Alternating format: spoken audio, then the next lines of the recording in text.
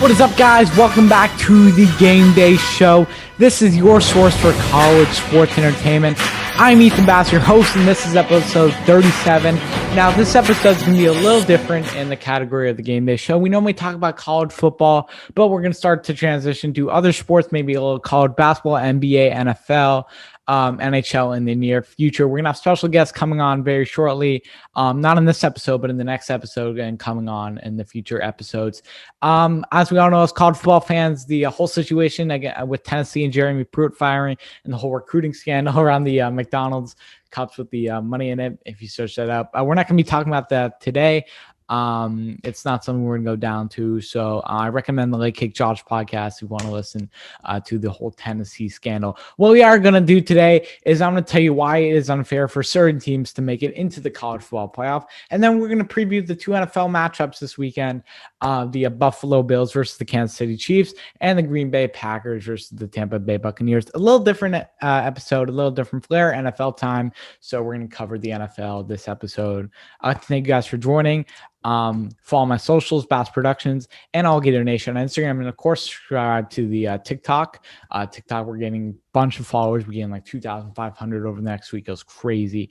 But go subscribe to the or go follow the TikTok and go subscribe to the YouTube channel where we post daily edits. So sit back, relax, and enjoy some content. So back in 2014, when the college football playoff was officially developed into like a big thing, it was a lot of hype around the non-Power 5 conferences, and here's why.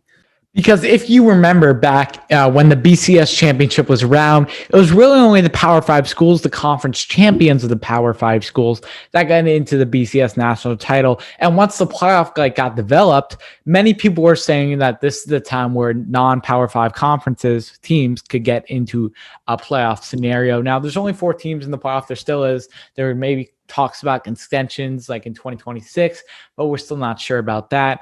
But this is the whole problem with the college football playoff. We saw over these last 3-4 years, undefeated conference champions, non-Power 5 schools, go undefeated, win a conference title, and not make it into the playoff. And we're seeing a one-loss team who has not won a conference championship get in, like Notre Dame. Like, I just think it's so unfair for these schools. Now, we all know the scenario about what happened at UCF back in 2017. They were undefeated. They won their conference. They won their bowl game, and they were the only undefeated team in the nation at the time. So they declared themselves national champions. So we all know what happened there. So like, why didn't UCF get in? Like, why did they not get in? Or for taking an example of Cincinnati this year, like I mean they lost by field goal by Georgia. Now, Georgia's a very good Power 5 school. They're one at the top in the league. So why didn't Cincinnati at least get a shot of getting in? Like Cincinnati was 8 undefeated. Now, I understand Alabama, Ohio State, Clemson, and I feel like that's the whole problem with college football is that we have the same teams go over and over, and there's no parity. It's literally Alabama, Ohio State, and Clemson every year in the playoff, and then that 4th spot is like the deciding factor. It's normally Notre Dame or Oklahoma. Like, come on. I mean, last year we did get some parity with LSU, but LSU, I mean, those are like the real scenarios where you have one of the best teams in college football ever to play. But like, it's always Alabama, Clemson, Ohio State. Like, can we get some change here? Now, I mean, in the BCS, and we did see the same teams, but at least there's a little parity in there. But what I want is them to extend the playoff. I think it's too short. 4 teams is not enough because we're just going to see again Clemson, Ohio State, and Alabama in every year. If we saw 16 playoffs or 16 playoff or like an 18 playoff, and we could see like a team like Cincinnati go in, or a team like Coastal Carolina, and who showed themselves as a very good team this year, who lost in overtime again versus Liberty, I'm pretty sure, and Hugh Freeze. So that is the problem with college football, that we're seeing the same teams over and over again shine at the top of the conference. And it's all of these Power 5 schools. Like I wish we can have a group of 5 team get a shot at the playoff. Now what's happened is that the New Year's Day bowl games literally don't mean anything anymore. It's literally so many players opting out. I mean, we saw with Florida and Georgia. Florida got destroyed by Oklahoma by like 40 because half their players were sitting out. And it was a New Year's Day game. Like, I feel like there is no relevance in a New Year's Day game anymore. Like, we saw this year that there's only 6 teams that could actually get in, and 4 of them got in. And A&M got left out.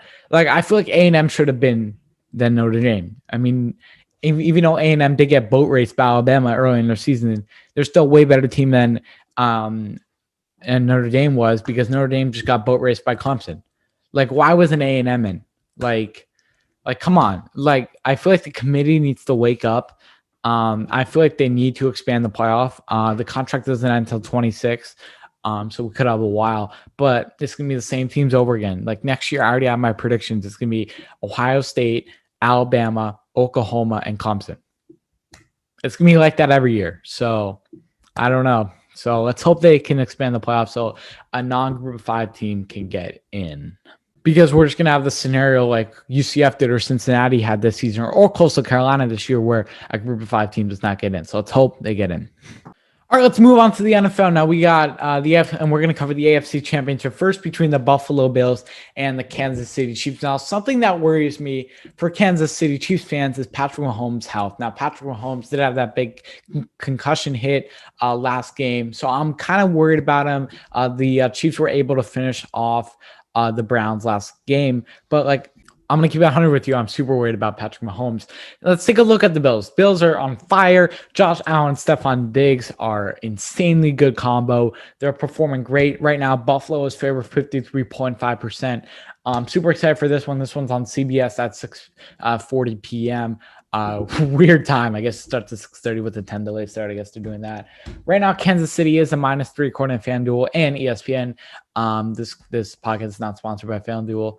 But just letting you guys know that. But anyways, so this is going to be tricky. You have 2 very high power offense. I'm saying this as if Patrick Mahomes is playing. He is in limited practice right now, but we expect him to play. If he does not play, then this will be a whole different scenario. But I'm saying this as if he's playing. This 2 very high power offenses here. We have one side that Josh Allen and the Buffalo Bills, who are playing great. Stephon Diggs playing great. I think that combo is deadly. Buffalo's defense playing great too. So all around good team. I think Buffalo has the pieces to win. Even with Patrick Mahomes in the game. On the other side, we have the Kansas City Chiefs, who are experienced. They did win the Super Bowl last season, so they're super experienced. Travis Kelce, Patrick Mahomes, Demarcus Robinson, Clyde Edwards-Helaire. So Kansas City does have the pieces, of course, with Patrick Mahomes, but I would like to see. So watching all these sports shows in the morning, people are saying, is Josh Allen a top 3 QB like Aaron Rodgers, Patrick Mahomes?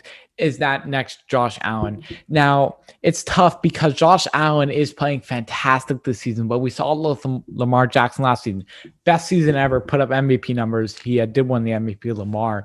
But then this season, he had an all right season. I mean, Stan ran for over like 2,000 yards or whatever. But we saw it. Like, can Josh Allen repeat? That's why I'm not saying. For me, I don't think he's a top 3. And he might be a top 3 QB right now, but like in the whole league, I don't think he's a top 3 QB, because he has to show that he is a top 3 QB in the near future. So I want to see how he performs tonight. I mean, in this Sunday, it's gonna be a big matchup. It's probably his biggest matchup he has ever had. Super excited to see that, how Josh Allen performs under pressure. All right, so I'm going to give you my game picks right now. I'm going to Kansas City Chiefs. Now, if Patrick Mahomes does not play, I'm going with the Bills. But if Patrick Mahomes does play and he's fine, he looks fine, I'm going with the Chiefs. I just think they have too much experience there. The offense is so much more overpowered than Buffalo's. Travis Kelce's a dark horse. So is Tyreek Hill there. I have Kansas City in this one. It's -3. It's going to be a very close game. I'm thinking it's going to be a shootout. We'll see that, but I have Kansas City in this one. All right, let's move on to the NFC Championship. We got the Tampa Bay Buccaneers and the Green Bay Packers playing this weekend. This game will be this Sunday at 3:05 Eastern time on Fox. So this one is going to be a very hype matchup, as well as the NFC Championship game. Green Bay does have a 53.2% chance of winning this one, with the spread of -3 for Green Bay. Now, this game will depend if the Buccaneers O-line can hold up Brady, because we saw versus the Saints. The Saints have a very good D-line, and the Buccaneers hold the Saints D-line, and Brady was able to win the game. So this is all about, can the Buccaneers O-line defend the Packers D-line? Very, very good point there. Now, the Packers do have a very high-powered offense, so do the Buccaneers. So this one's going to be another shootout. Four very high-powered offenses in the championship games. Devontae Adams, of course, for the Green Bay Packers, playing outstanding. 18 touchdowns with 1,374 yards. Great stats there for Devontae Adams. Great fantasy guy, too. For the Buccaneers, we have Mike Evans, of course, Rojo, Ronald Jones, and the running backs. So is Leonard Fournette, like two very good backs in the backfield. And you also have, obviously, Chris Godwin, Rob Gronkowski, Cameron Brate, Antonio Brown. Like, the Buccaneers have so many weapons that they can, and you can't really double cover anyone on the Buccaneers squad, because that's what Brady can do well, and that Brady can get the ball to all the Buccaneer receivers. Now, this one's going to be kind of confusing. And this one can really go either way. In the AFC, I think if Patrick Mahomes, as I said, Patrick Mahomes play, I don't think, I think the Chiefs will win. But this one can really go either way. It's like back and forth. Like which Buccaneers team are we going to see? The good Buccaneers team, and that we saw, in these last games, are going to see the bad Buccaneers team when Brady gets pressured a lot. Now, if you remember, about 4 months ago, Brady and the Buccaneers destroyed the Green Bay Packers, and Rodgers had like 2 pick sixes where he only had 5 interceptions on the season. So watch out for that storyline. They're going to be talking about it a lot on that one. Aaron Jones played fantastic last game. He had a couple touchdowns, with 9 touchdowns on the season. Brady has thrown the most interceptions in his career with 12. But he's playing pretty good football for 43 years old. Can't wait to see the old guys here. I feel like the NFC has a bunch of old guys last week in Drew Brees, and now it's Aaron Rodgers. I mean, Aaron Rodgers is getting up there in age, but he's still playing at an MVP level. Now, Aaron Rodgers is 100% a top 2 quarterback right now, him and Patrick Mahomes. Aaron Rodgers is playing absolutely out of his mind for this whole season. It's him and Patrick Mahomes for the MVP, or Josh Allen. I feel like all these quarterbacks are good. But Aaron Rodgers has playing great football over the last couple months. Something I am worried about for the Buccaneers is the weather. Normally, they like playing in hot environments. It's going to be 30 degrees in Green Bay. It's going to be very cold for the Buccaneers. Well, Tom Brady's used to playing up north, so is Gronk. But for the rest of the guys, like all the OGs of the team, like Mike Evans and Chris Godwin, it's going to be pretty hard playing in 30-degree weather, and when you've been playing in like 80-degree weather for the past 5 years or so. So it's going to be very hard on that with the cold weather. I don't think it's going to affect anything. I'm saying it could be a factor that could play into a Buccaneers loss. With all that said, I do have the Buccaneers. Actually, I'm a Buccaneers fan. I am pulling for the Buccaneers. I do have the Buccaneers winning this game by field goal. I think it's going to be very tight. I think it's going to be around 30 point. Each team's going to score like 28, 30 points. They're over under. I'm saying under 60. I think it's going to be under 60 points there. I think the defense will stand out. I think the Buccaneers defense is way too good for Green Bay's offense. Even though Aaron Rodgers is playing at an MVP level, I have the Buccaneers in a field goal. And I'm going to go the other way since Green Bay is favored by a field goal. I have the Buccaneers winning by a field goal. Thank you all for joining me on this episode of the podcast. And we'll speak to you all later. Thank you. Subscribe, like, and comment. We'll see y'all later, guys.